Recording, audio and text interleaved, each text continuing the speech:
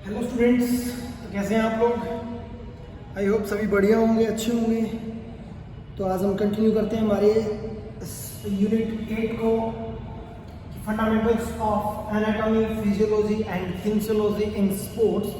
First of all हम इसके first और सेकंड पार्ट की बात कर चुके हैं। Today we will discuss about the part number 3 और आज का हमारा जो पार्ट है वो है सबसे पहले structure and functions of circulatory system. और सर्कुलेटरी सिस्टम जो डायरेक्ट रिलेट करता है किससे? हमारे हार्ट से रिलेट करता है।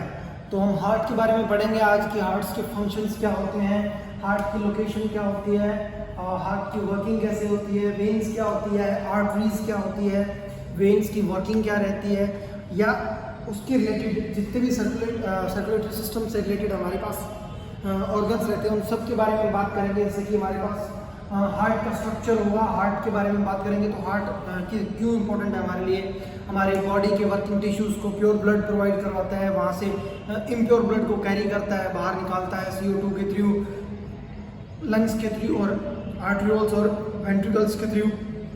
प्योर ब्लड जो है हमारी वेन्स के थ्रू हमारे वर्किंग टिश्यूज़ तक पहुंचाता है। इसके थ्रू जो है हमारी सारी इसके बारे में डिस्कस करने वाले हैं आज डिटेल के अंदर।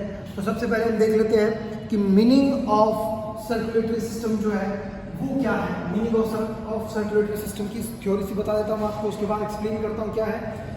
कि it is a group of organ that transport the blood and other substance to and from all the parts of the body. For the body to be maintained in a stage of good health, the individual cells, tissues and organs must have a continuous supply of O2 and other nutrients. Along with this, there must be continuous removal of CO2 and waste products.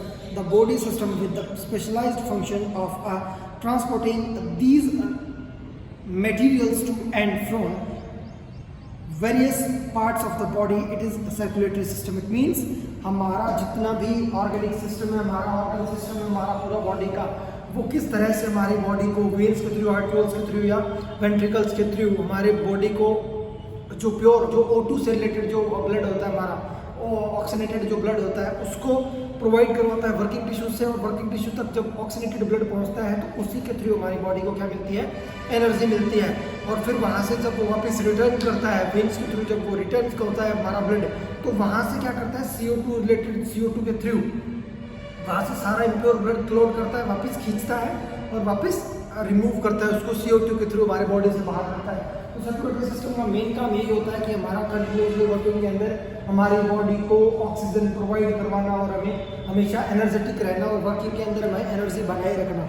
इसके बाद अगर अपन बात करते हैं सबसे पहले इसकी better understanding के लिए, तो सबसे पहले किसकी बात करनी पड़ेगी? हमें हार्ट की बात करनी पड़ेगी। एक बहुत छोटा सा पार्ट होता है हमारी बॉडी का,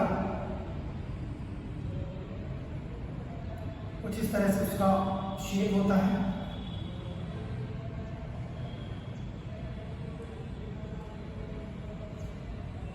तो लगभग 300 ग्राम इसका अप्रोक्सीमेट वेट होता है।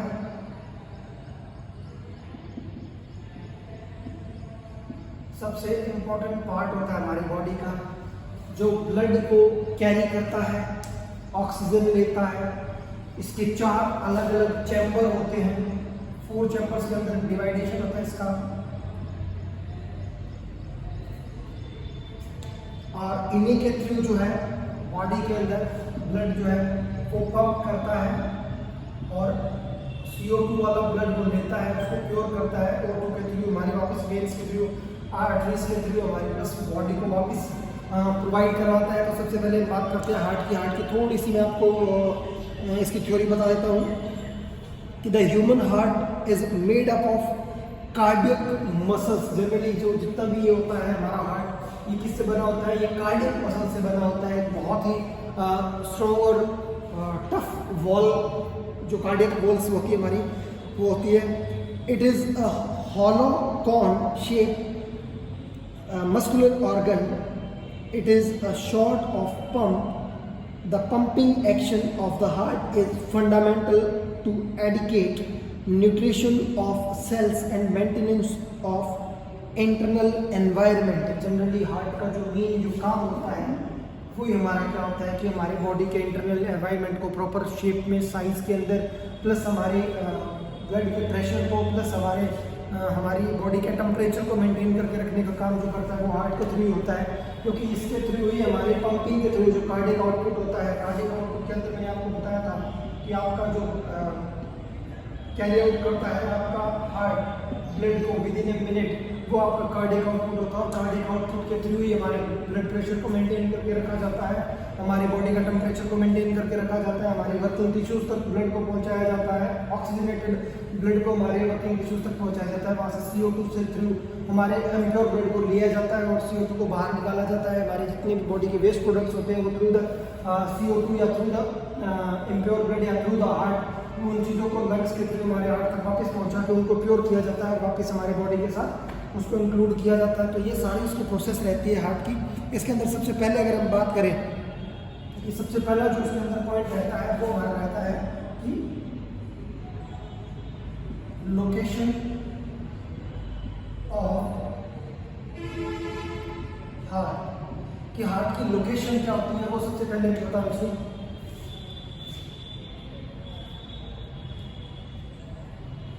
लोकेशन, हार्ट की लोकेशन की बात करें कि the heart is located in the thorax between the lungs and above the external depression of the diaphragm. Its weight is approximately 300 grams. In the base of the heart remains above and the apex below. Means हमारे heart की जो location होती है वो thoracic और lungs के बीच में approximate, हमारा जो लंग्स होते हैं थोरेसिक पार्ट होता है उसके बीच के अंदर पार्ट के अंदर, इट मीन्स हमारा जो चेस्ट का जो डिप्रेशन होता है फ्रंट का, उसके बिल्कुल सेंटर में लगभग 75% 80% हमारा पूरा का पूरा हार्ट का जो सिस्टम है वो हमारा चेस्ट के अंदर सामने आपको देखने को मिलता है। हमें कभी भी किसी को आपने देखा होगा कि जनरली कभी भी कोई डॉक्टर हार्ट बीट चेक करता है या रेडियोथेरेपी के थ्रू, तो हमारा क्या करता है वो हमारे हार्ट के ऊपर उसको प्रेस करता है ताकि उसकी बीटिंग जो है वो हमारे ईयर्स तक पहुँचती है। तो आपको पता है कि हमारे लोकेशन की जब हम बात कर रहे हैं तो वो थोरेसिक और लंग्स के बीच में हमारे बॉडी का लोकेशन होता है हार्ट का। उसके बाद अगर अपन बात करें कि स्ट्रक्चर ऑफ द हार्ट क्या होता है, जैसा वैसे मैं आपको बता चुका हूँ, एक मुट्ठी की शेप का होता है इसलिए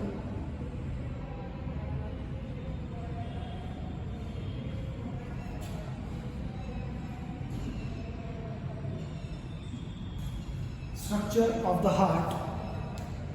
The heart is divided by a septum into two sides. दो साइड्स के अंदर सेप्टम के अंदर मैंने आपको बताया कि डिवाइड करके रखते हैं इसको। Then left is left and right and each side the heart is further subdivided into two chambers. The upper chambers are called atrium and the lower chambers are called ventricles. तो अब इसके जो ये दो first और third ये दो chambers हैं इनको हम क्या बोलते हैं, आर्ट्रियम, और जो नीचे के ये दो चैम्बर हैं हमारे इसको बोलते हैं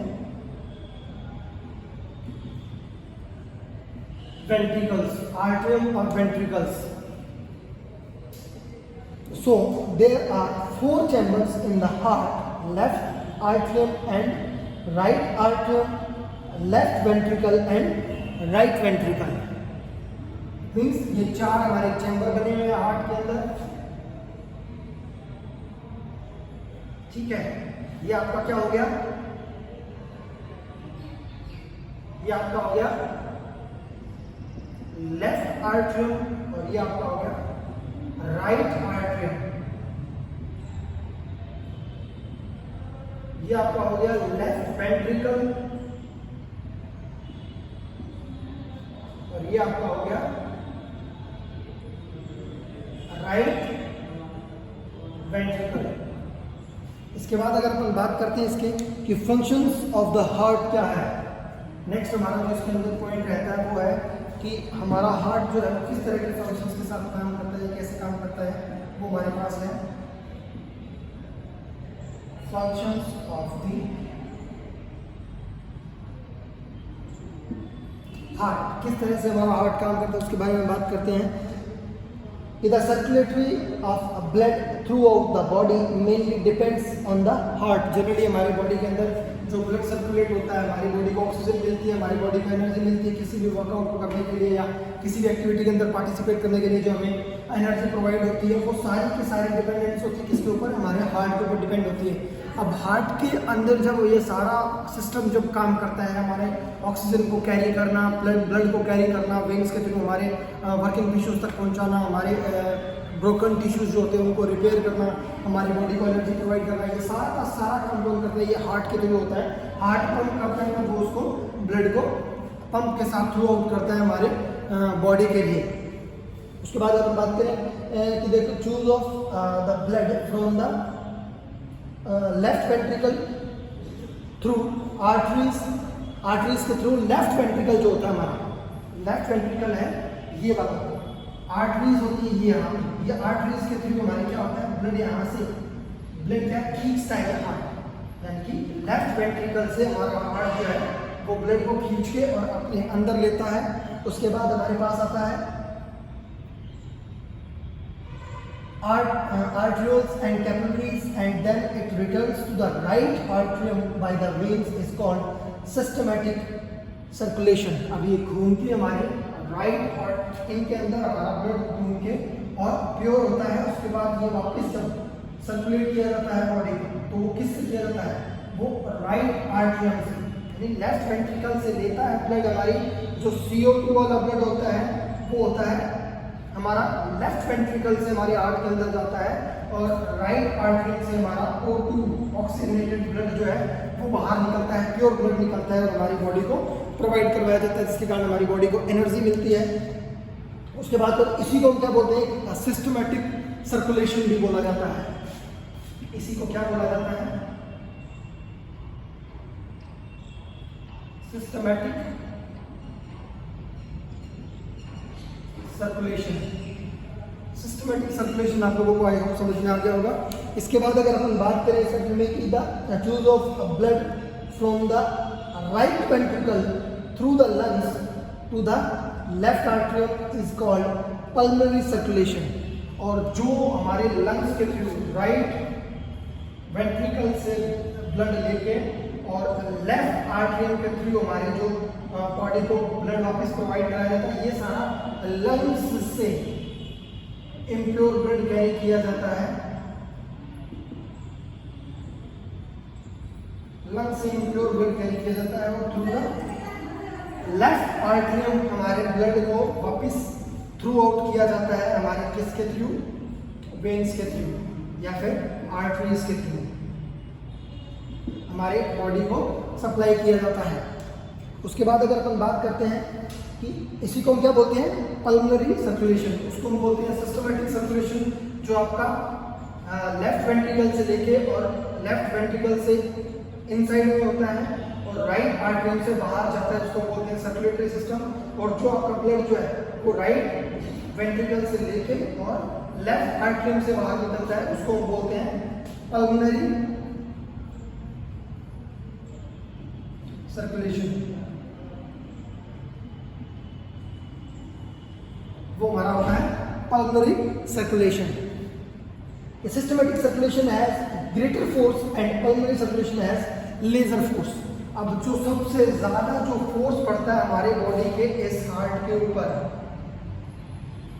तो इसके 4 चैम्बर हैं। तो ये जो लेफ्ट वेंट्रिकल है और जो राइट आर्टरियम है, इसका प्रेशर ज्यादा होता है if we are compare with the right ventricle और लेफ्ट आर्टरियम वाले के हम अगर साथ में कंपेयर करें तो इसका प्रेशर ज्यादा होता है। प्रेशर का मतलब कार्डियक आउटपुट जो है वो लेफ्ट वेंट्रिकल से राइट आर्टरियम वाले का ज्यादा होता है if we are compare with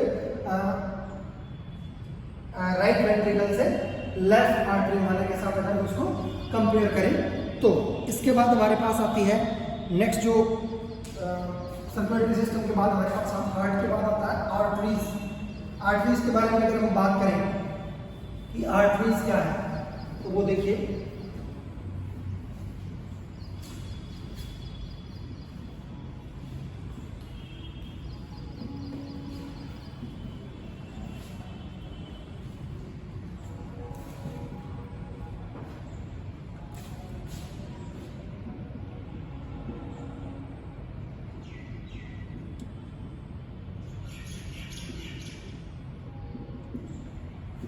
arteries की थ्योरी देखिए कि arteries contain the blood under the high pressure and are therefore elastic muscular and thick walled के थ्रू, इलास्टिक मसल के थ्रू हमारे जो आर्टरीज जो है वो हमारे ब्लड को कैरी करते हैं और हमारे ब्लड के प्योर करके और उसको प्रॉपर वे के अंदर सिस्टमेटिक तरीके से हमारी बॉडी को सर्कुलेट करने में वो हेल्प करते हैं। Then the structure and relative thickness vary with the size of artery.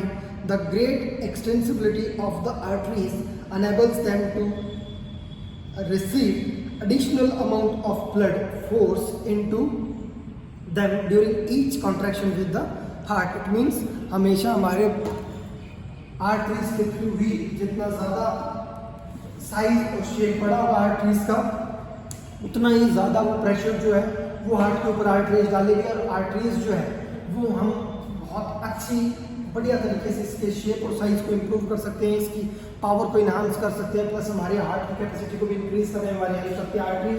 और ये सारे की सारी एक्टिविटीज़ कब होती है, जब अगर हम किसी भी फिजिकल एक्टिविटी के अंदर बहुत हार्ड वर्क करते हैं, पार्टिसिपेट करते हैं, लाइक एथलेटिक्स इवेंट्स के अंदर पार्टिसिपेट करते हैं, तो हमारे हार्ट का कार्डियक मसल जो है वो इंक्रीज करने में हमारी हेल्प मिलती है। उसके बाद हम बात करते हैं क्लासिफिकेशन ऑफ आर्टरीज की, तो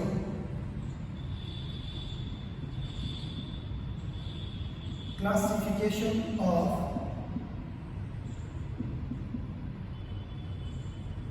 आर्टरीज, इसके अंदर सबसे पहले हमारे पास इलास्टिक और सेकंड है मस्कुलर और थर्ड है आर्टरियोल्स।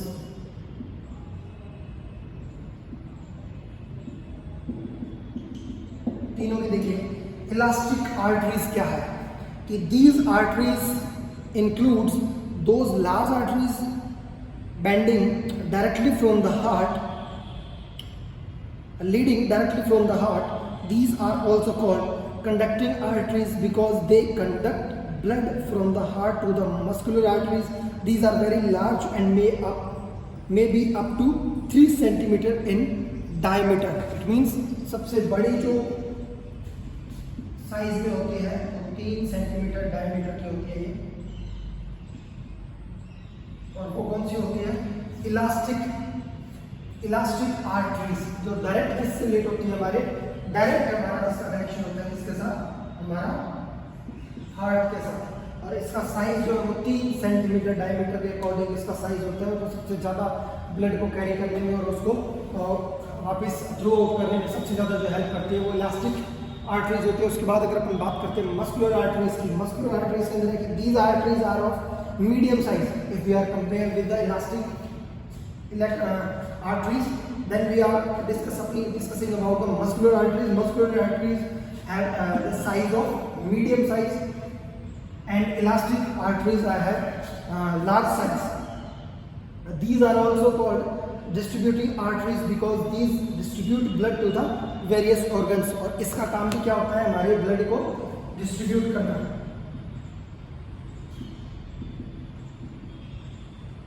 blood distributing। लेकिन if we are compared with the less amount, if we are compared with the elastic arteries, then muscular artery जो है वो ब्लड डिस्ट्रीब्यूट करती है लेस अमाउंट के अंदर, कम अमाउंट के अंदर। Then if we are talking about the arterioles, तो आर्टरियोल्स के अंदर क्या है कि these are also muscular arteries but these are much smaller in size, they maintain the BT of the body in general. It means अब arterioles की बात करें तो सबसे छोटे सबसे स्मॉल साइज की आर्टरीज होती है, और इसका एक काम होता है किसको, ब्लड प्रेशर को मेंटेन करके रखने का।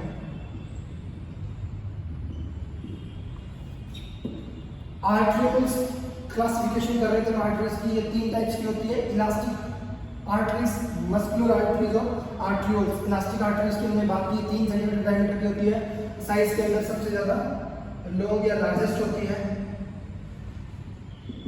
ब्लड को कैरी करने में प्लस ब्लड को डिस्ट्रीब्यूट करने में हमारी हेल्प करती है, हमारी बॉडी के थ्रू, हमारे बॉडी के पास और डायरेक्ट कनेक्टेड होती है किससे, हमारे हार्ट से। उसके बाद हम बात करते हैं मस्कुलर आर्टरीज की। तो मस्कुलर आर्टरीज का भी काम क्या होता है, ब्लड को सर्कुलेट करना होता है, लेकिन ये लेस अमाउंट के अंदर होती है और एक मीडियम साइज की आर्टरीज होती है। उसके बाद अगर हम बात करें कि आर्टरियोल्स की, तो सबसे कम स्मॉल साइज की, सबसे छोटी साइज की आर्टरियोल्स जो आर्टरीज होती है वो होती है, और इनका काम होता है कि ब्लड प्रेशर को मेंटेन करके रखना, ना बढ़ने देना ना कम होने देना। तो ये तो हमारी थी आर्टरीज। इसके बाद हम बात करेंगे हमारी नेक्स्ट की आर्टरीज के बाद हमारे पास आता है नेक्स्ट हार्ट। पहले हार्ट था हमारे पास, उसके बाद हमने आर्टरीज की बात की। Then now we will discuss about the veins.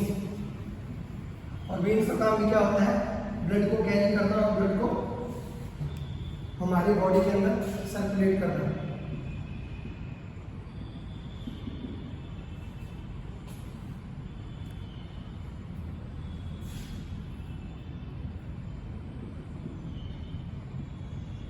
Veins, veins का काम देखिए, veins return the blood to the heart, return to the blood to the heart. The structure of the veins is similar to that arteries. Generally जो veins का size या structure या shape होता है वो किससे सिमिलर होता है, वो होता है आर्टरीज से सिमिलर।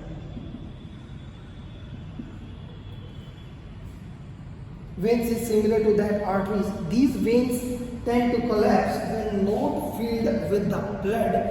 Veins जब filled नहीं होती है blood से, जनरली आपने देखा होगा veins block होने का रीजन जो होता है ना, हार्ट अटैक का मतलब नाम आपने सभी ने सुना होगा students.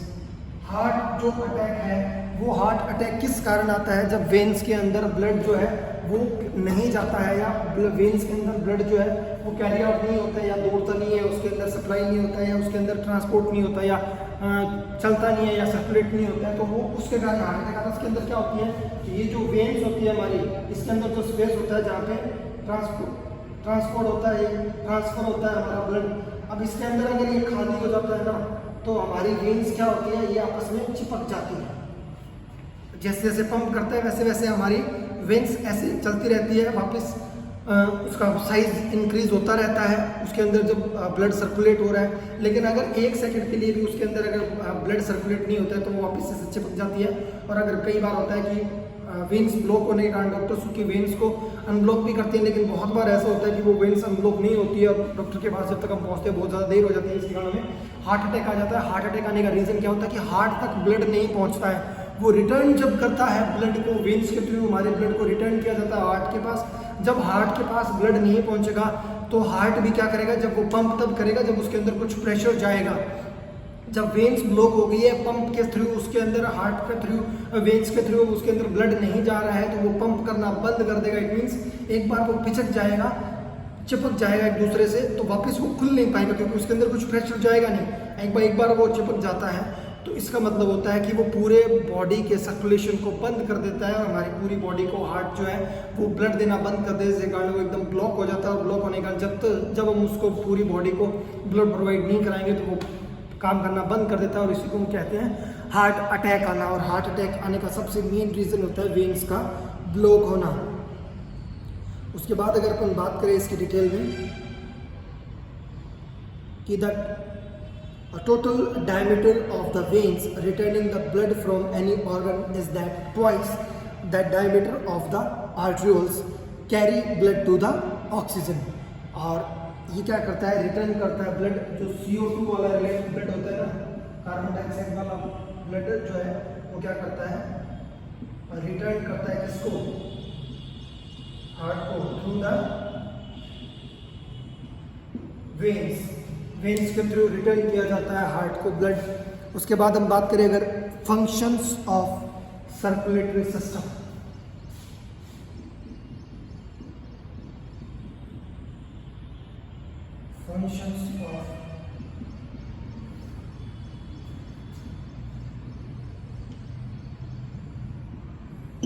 Functions of circulatory system के अंदर तो सबसे पहला पॉइंट हमारा आता है, वो आता है कि मेन इसके फंक्शंस हैं, वो आपको मैं डायरेक्ट थ्योरी बता देता हूँ कि मेन जो सर्कुलेटरी सिस्टम के फंक्शन जो काम होते हैं वो क्या होते हैं। देखिए कि हार्ट वर्क्स लाइक अ पंप। हार्ट जो मैंने आपको पहले भी डिस्क्राइब किया मैंने, एक पंप की तरह काम करता है regularly, which circulates the blood through out the body. और ये काम किस पे करता है कि हमारे ब्लड को थ्रू आउट करने में, हमारे बॉडी को, बॉडी से CO2 को कैरी करने में और O2 को सप्लाई करने में काम आता है। इसके बाद हम अगर आर्टरीज के बारे में arteries allow the pure blood to pass through them throughout the body. Arteries pass करती है प्योर ब्लड को हमारे बॉडी के अंदर सर्कुलेशन के अंदर हार्ट तक पहुंचाने में और उनको साफ करने में. उसके बाद veins bring the impure blood, veins impure blood को कैरी करती है. Then the heart from every part of the body, और जरूरी नहीं कि हार्ट ही बल्कि पूरे बॉडी के हर एक पार्ट से वेन्स जो है वो CO2 वाले ब्लड को कैरी करके इकट्ठा करती है. Blood carry digested food and nutrients to all the parts of the body, और ब्लड जो है वो सप्लाई करता है न्यूट्रिएंट्स और O2 वाला ब्लड और ऑक्सीजनेटेड ब्लड और एनर्जी जो है वो थ्रू द ब्लड हमारी बॉडी को सर्वाइव किया जाता है, ट्रांसफर किया जाता है या प्रोवाइड करवाया जाता है.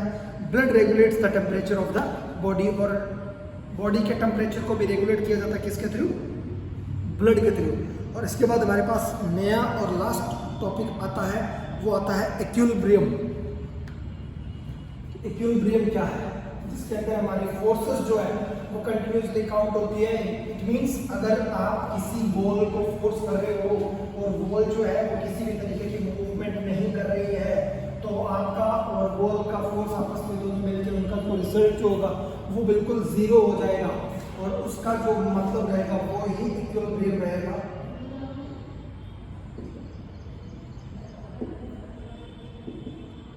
इक्विलिब्रियम, इसकी डेफिनेशन देखिए कि when all the forces acting on the body are counter, जब सारी फोर्सेस बॉडी की जो है वो काम कर रही है किसी एक एक्टिव पॉइंट के ऊपर, then balanced by equal and opposite forces, तब हमारा बैलेंस तो क्या होगा? वो इक्वल होगा.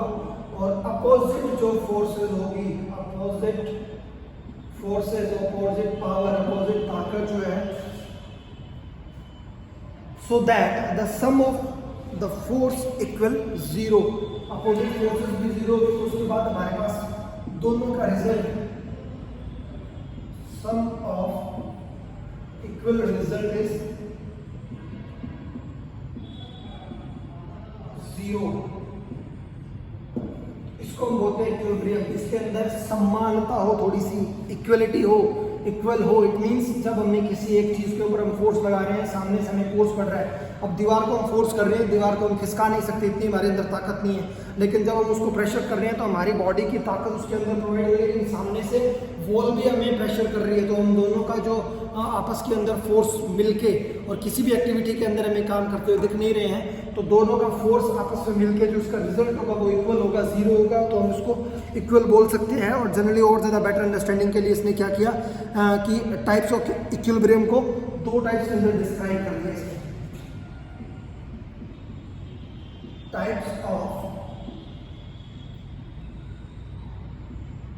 इक्विलिब्रियम, सबसे पहला इसके अंदर है स्टैटिक इक्विलिब्रियम, और दूसरा आपका है इसके अंदर डायनेमिक इक्विलिब्रियम. स्टैटिक का मतलब तो होता है स्टॉप, रुका हुआ, और डायनेमिक का मतलब होता है इन द मोशन. अब जब स्टैटिक इक्विलिब्रियम की बात करें तो मतलब स्टैटिक का मतलब रुका हुआ होता है, डायनेमिक का मतलब बहुत फास्ट स्पीड में चलता होता है. स्टैटिक इक्विलिब्रियम की बात करें, अगर दीवार को आप फोर्स कर रहे हो तो आपका स्टैटिक इक्विलिब्रियम है. कहीं भी आपकी फोर्स का जो अमाउंट है वो आपको 0 दिख रहा है, कहीं भी आपकी एक्टिविटी जो है बिल्कुल आपकी 0 दिख रही है. डायनेमिक की अगर बात करें तो हम अगर स्प्रिंट लगा रहे हैं या फिर पोल वॉल्ट कर रहे हैं, जिम्नास्टिक के अंदर फ्रंट रोल लगा रहे हैं, या किसी भी एक्टिविटी के अंदर जब हम फोर्सफुली पार्टिसिपेट कर रहे हैं, लेकिन उसके अंदर हमारी मूवमेंट्स कंटिन्यूसली हमें दिखाई दे रही है. अगर आपकी कंटिन्यूसली मूवमेंट्स किसी भी एक्टिविटी के अंदर दिखाई दे रही है जिसके अंदर आपका फोर्स यूज हो रहा है, तो वो आपका होगा डायनेमिक इक्विलिब्रियम. और जहाँ पे आपकी फोर्स भी लग रही है लेकिन आपका रिजल्ट जो है वो सामने से सेम ऐसे ही पड़ रहा है कि आप बहुत भारी चीज को धक्का लगा रहे हो लेकिन आप उसको प्रेशर नहीं कर पा रहे हो, मतलब सामने से आपको भी प्रेशर मिल रहा है लेकिन आप उसको नहीं हिला पा रहे हो, तो वो स्टैटिक इक्विलिब्रियम है. इन दोनों को ज़्यादा समझने की जरूरत नहीं है, क्योंकि जितना हमें बताया है कि हमारे सिलेबस के थ्रू स्टैटिक और डायनेमिक. स्टैटिक का मतलब जो उसका रिजल्ट हमें जो है वो बिल्कुल 0 लगे, जो हमने डेफिनेशन के अंदर पढ़ा है. डायनेमिक का मतलब हमारी बॉडी जो है वो कंटिन्यूसली मोशन के अंदर अगर होती है तो उसको हम डायनेमिक इक्विलिब्रियम भी बोल देते हैं. दोनों की डेफिनेशन एक एक बार में बता देता हूँ. स्टैटिक इक्विलिब्रियम क्या है कि it is when the centre of gravity is in the state stable position. Centre of gravity it means centre of gravity, हमारी बॉडी का सेंटर ऑफ ग्रेविटी हमारी जो नाभि होती है, ये सेंटर ऑफ ग्रेविटी है हमारा। अब ये पोर्शन जो है हमारा कहीं भी एक जगह सब स्टेबल है, कहीं भी मूवमेंट दिखाई नहीं दे रही है, मोशन दिखाई नहीं दे रहा है, तो वो आपका क्या हो जाएगा, वो स्टैटिक इक्विलिब्रियम हो गया कि व्हेन वन इज सिटिंग और performing a hand stand in gymnastic. Hand stand के अंदर एक जगह स्टेबल हो जाता है, हैंड के ऊपर खड़ा होकर वो एक जगह रुक जाता है, फोर्स उसकी कंटिन्यूसली लग रही है लेकिन उसका वर्कआउट जो है वो बिल्कुल जीरो दिख रहा है। वहीं अगर डायनेमिक इक्विलिब्रियम की बात करें कि it is a state in which the centre of gravity is in motion. अब जब मैं यहाँ पे खड़ा हूँ तो मेरा सेंटर ऑफ ग्रेविटी का रिजल्ट जो है वो जीरो है, लेकिन जब मैं यहाँ पे चल रहा हूँ तो सेंटर ऑफ ग्रेविटी कंटिन्यूसली मेरी आगे पीछे हो रही है, मतलब मोशन के अंदर है। Then when one is running or performing in a cartwheel in gymnastic, that's called we can say dynamic equilibrium। और लास्ट पॉइंट जो है हमारा वो हमारा इस चैप्टर का है, वो है centre of gravity.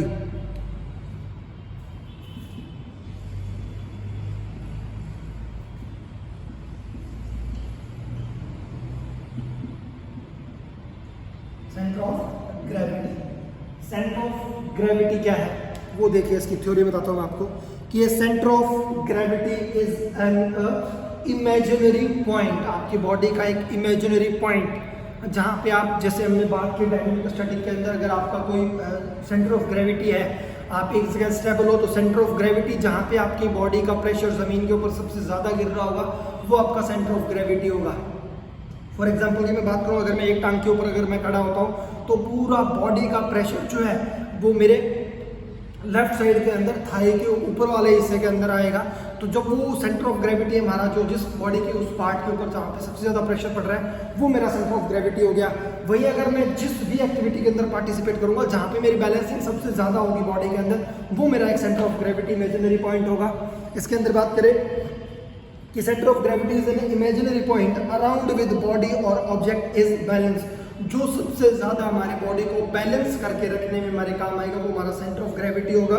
Then in a human body the centre of weight is known as the centre of gravity. Centre of weight it means जिस भी एक्टिविटी के आप अंदर आपने पार्टिसिपेट की जहाँ पे सबसे ज़्यादा आपके बॉडी का मोशन का वेट जहाँ पे पड़ रहा होगा, जहाँ पे सबसे ज़्यादा बॉडी का प्रेशर पड़ रहा होगा, वही आपका सेंटर ऑफ ग्रेविटी होगा। In other words it can be said that the center of gravity is the point at which all the body's mass seems to be located and the point about which an object would balance. The center of gravity is continuously changing during the movements। अगर आप एक जगह stable हैं, रुके हुए हैं, खड़े हैं ना, तो आपका इमेजिनरी पॉइंट एक जगह रुका रहेगा। लेकिन अगर आप थोड़ा सा भी हल्का सा भी मूवमेंट कर रहे हैं तो आपका सेंटर ऑफ ग्रेविटी जो है वो कंटिन्यूसली लगातार आपका चेंज होता रहेगा। इट कैन बी इधर विद इन और outside the body depending on the shape of the body. It always shifts in the direction of the movements. अब जितने भी जिधर भी हम डायरेक्शन लेते जाएंगे उसके साथ साथ हमारा सेंटर ऑफ ग्रेविटी भी क्या होता जाएगा, चेंज होता जाएगा। और सेंटर ऑफ ग्रेविटी चेंज होने के कारण ही हमारी बॉडी के अंदर कंटिन्यूसली आपको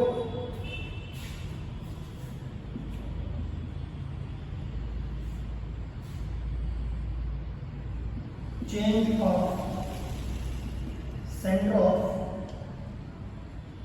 gravity with the motion।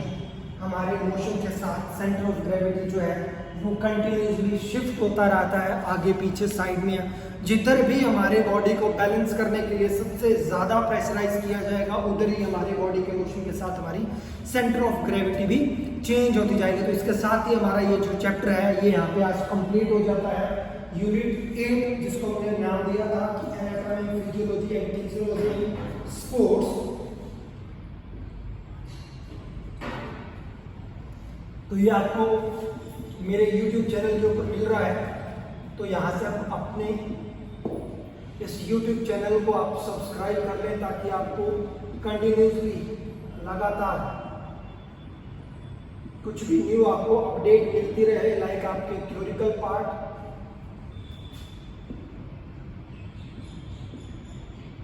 With the practical part,